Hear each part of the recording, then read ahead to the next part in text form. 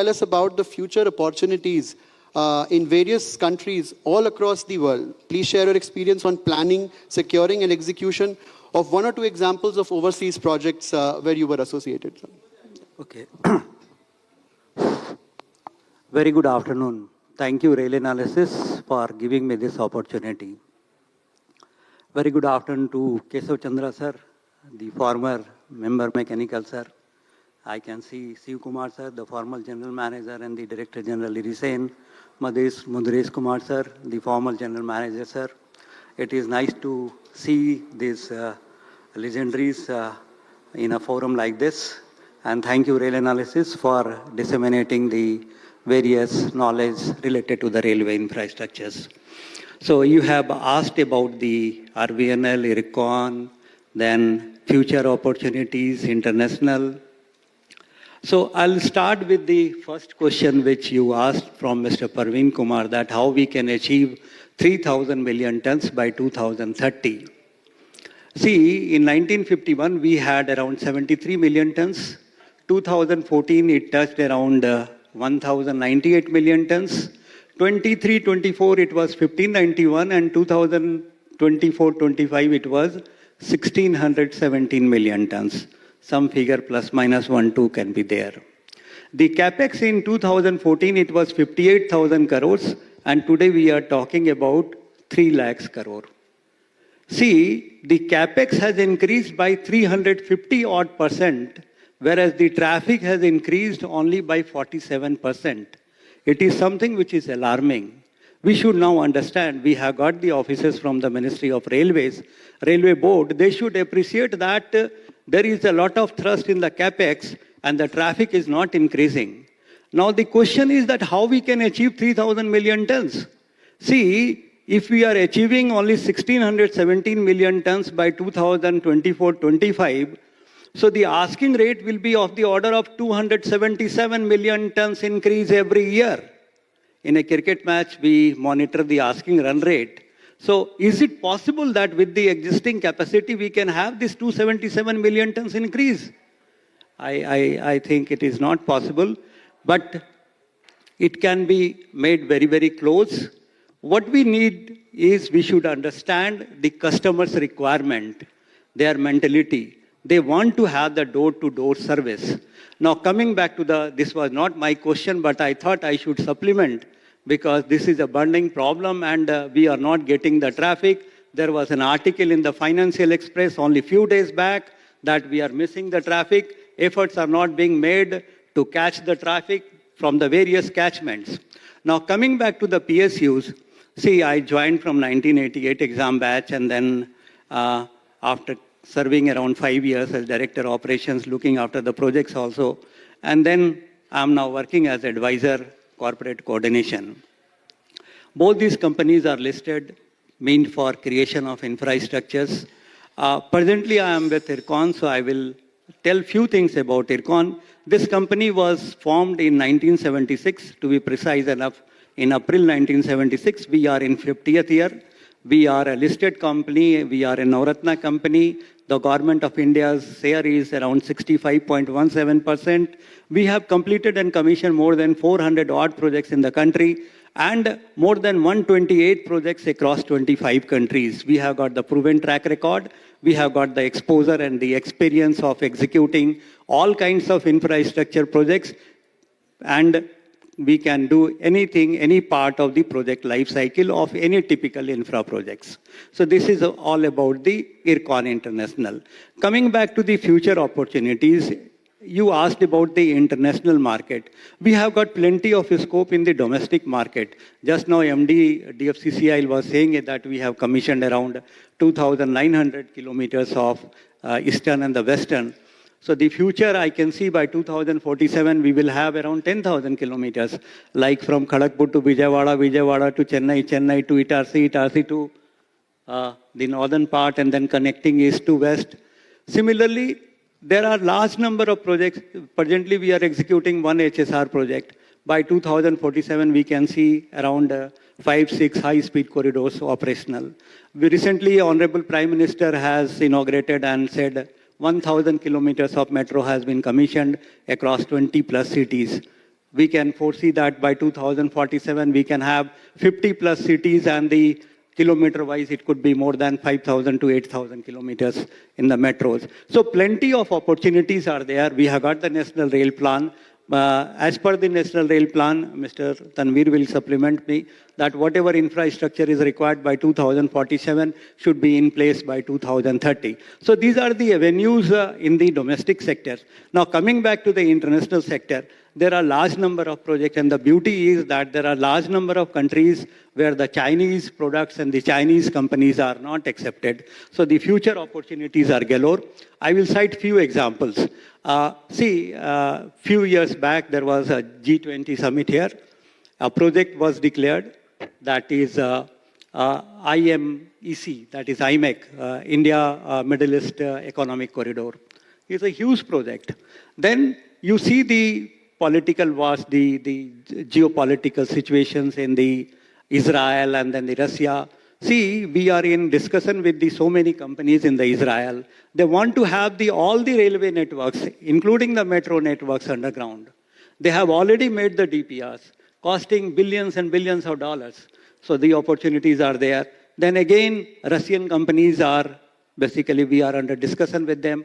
There also we are going to have large number of projects. Then if you see the metro construction, and there are various countries, European countries, where now the Chinese are not accepted, and then Indian companies have got bigger role to play in time to come. Then you have asked one more question, that what is your experience of getting one or two the international project. So when I was working with the RVNL, the Ministry of Railways stopped giving the nomination basis. We approached the MEA, then MEA said, we don't know RVNL. We were confined to only the railway infrastructures.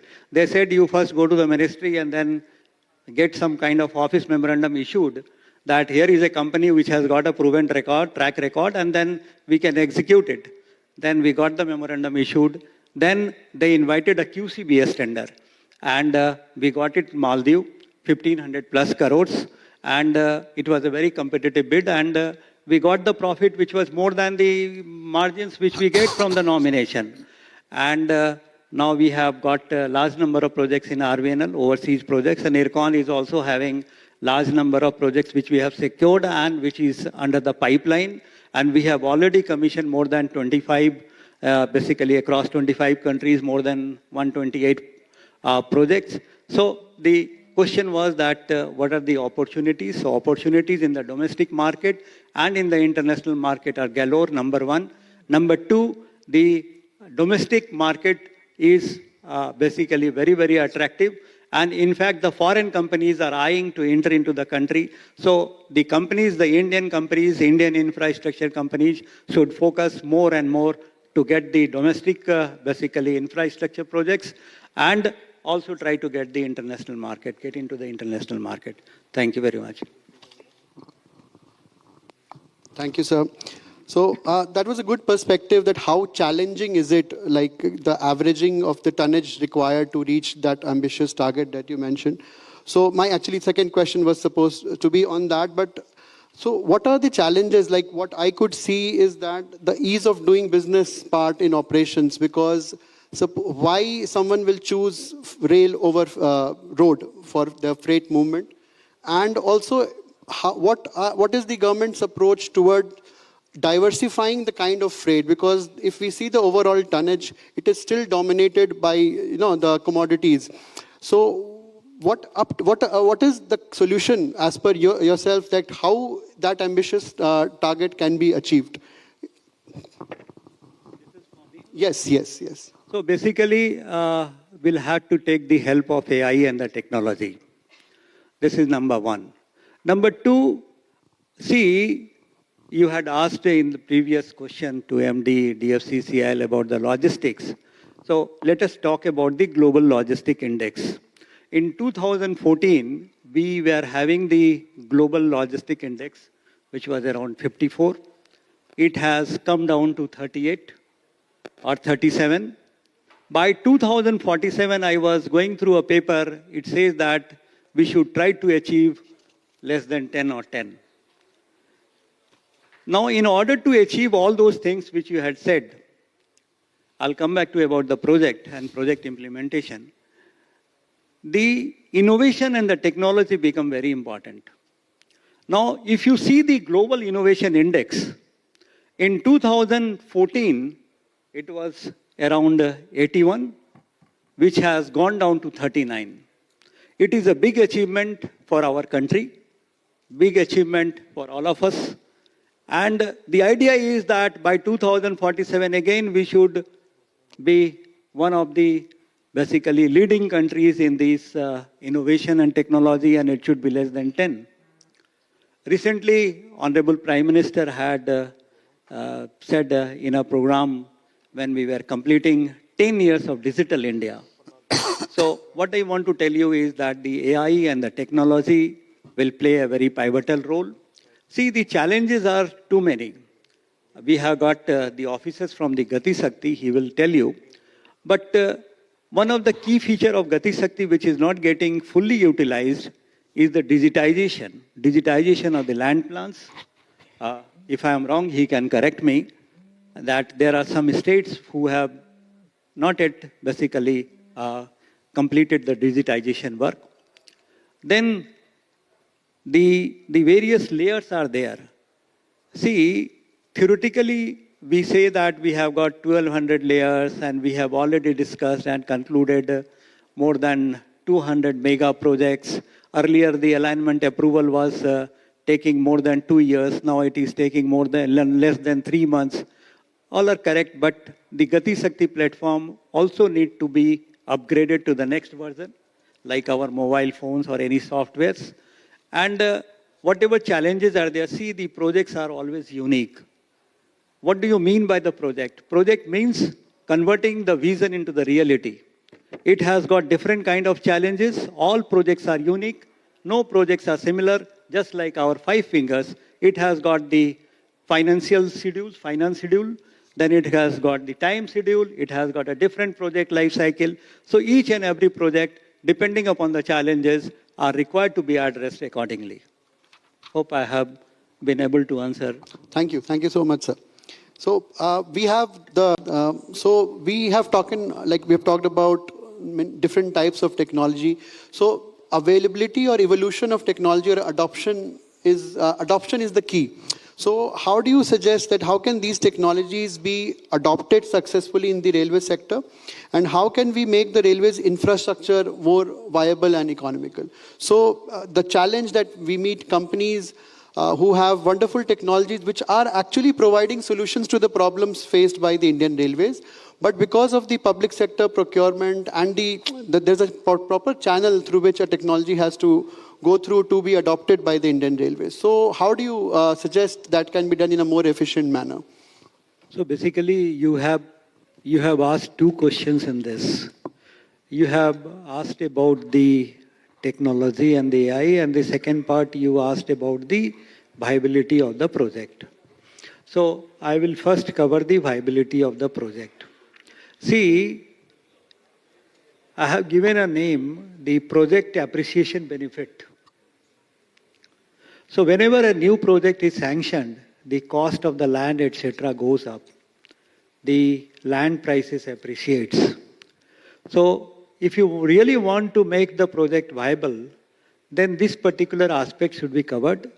Initiatives were taken by NCRTC, UP Metro. What they had done is that they had signed some kind of understanding with the state government, and they have relaxed the floor area ratio. And whatever extra revenues were generated, it was shared between the executing agency and the state government. So the projects can be made more viable through this project appreciation benefit. We call it PAB. The second aspect which I want to cover is the PEB, the project exploitation benefit. Project exploitation benefit means commercial exploitation. We are already having a lot of exploitations, and we can have better planning through AI technology, and we can use the various infrastructures, whether it is the maintenance depot, viaduct, or any structure, any stations, the exploitation can be made. The third aspect which I am going to cover is the PIB, that is the project impact benefit. What do you mean by impact benefit? See, one high-speed corridor is under construction from Mumbai to Ahmedabad. Somebody can claim that at the same price, many a times the flight tickets will be available. But it will not, the cost is not the same. Because when you travel by a train, a high-speed train, and when you travel by an aeroplane, the carbon emission is around 15 times more. There is a carbon footprint, it has got a cost. So when you transport from rail, it is 10 times cleaner than road, 3 times cheaper than road. So there is a project impact benefit. So if you really want to do a proper analysis and you want to make the projects more viable, you should cover these 3 aspects of the project appreciation benefit, project exploitation benefit, and the project impact benefit. Now coming back to the technology and the AI and how we can use it, so I will share my experience. Around 15 years back, 14 years back, we got a software developed, mobile-based app. We gave a name REMS, Remote Eye Monitoring System. With a remote, at a remote place, with self-authentication by taking a selfie and geo-stamping, the person can click a picture, the site engineer, and it can be uploaded in the website. So suppose you select a control point. Today, some digging work is there, some piling activity, pile cap, pier, then the viaduct, then the rail. So in a control, with a control point, on a control point, you can monitor how it is growing. So this particular software was made by 2-3 undergraduates from IIT Kanpur. It was very popular. Ministry of Railway also circulated this. Recently we commissioned this Pamban Bridge. There also we have basically made an indigenous health monitoring system.